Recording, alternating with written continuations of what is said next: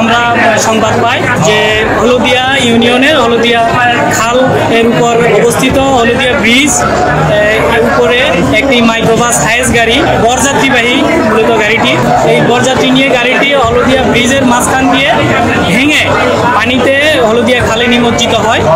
ঘটনাস্থলে পৌঁছে আমি স্থানীয় লোকজন এবং ফায়ার ব্রিগেডের আমাদের এখানে আমতলী ফায়ার স্টেশনের উদ্ধারকারী ফায়ার ব্রিগেড যারা ছিলেন এদের সহযোগিতায় আমি তাৎক্ষণিক পর্যায়ক্রমে 9 জনকে উদ্ধার করে উপজেলা স্বাস্থ্য কমপ্লেক্স আমাদের বিভাগীয় অ্যাম্বুলেন্স যোগে উপজেলা স্বাস্থ্য কমপ্লেক্স আমতলী আমি এদেরকে দ্রুত ভর্তি করাই।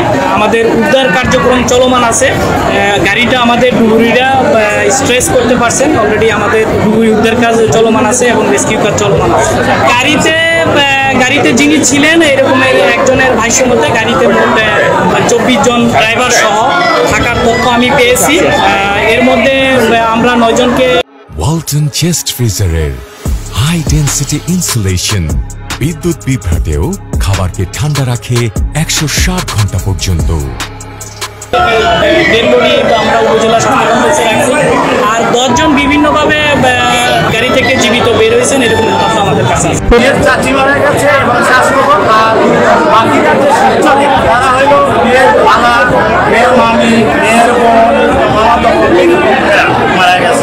হিসাবে যাচ্ছিলাম সেই হলদিয়া ব্রিজ, সেই কুখ্যাত ব্রিজ, সেই শহীদ বেত্তা এবং আমাদের মতি মেয়র এই ব্রিজ টাকা লুটপাট করে খেয়েছে।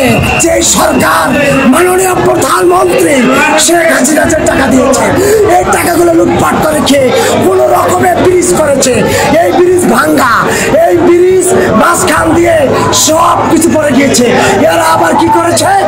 এরা আবার কিছু সিমেন্ট, আবার কিছু বালু, এরা কিছু খোয়া দিয়ে একটু তারা করেছে, কাজ করেছে। এই ব্রিজ, এই প্রশাসনের কোনো এখানে কোনো নাই।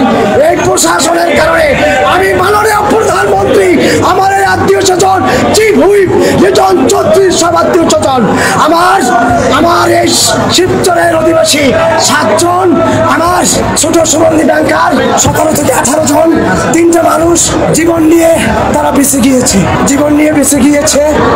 9 জনের লাশ উদ্ধার পেয়েছে আর তার আমি হদিস পাচ্ছি না। গাড়ি এখনো উদ্ধার হয় নাই। আমাদের এই আন্তরিক আমি মাননীয় আমাদের বর্তমান এমপি সাহেবের কাছে আমি এই কেস দিয়েছি। আমি এই ব্রিজ যারা লুটপাট করে খেয়েছে, খাস করে এই ব্রিজ যারা উৎপাদন করেছিল শহীদ বেত্তার বিচার চাই।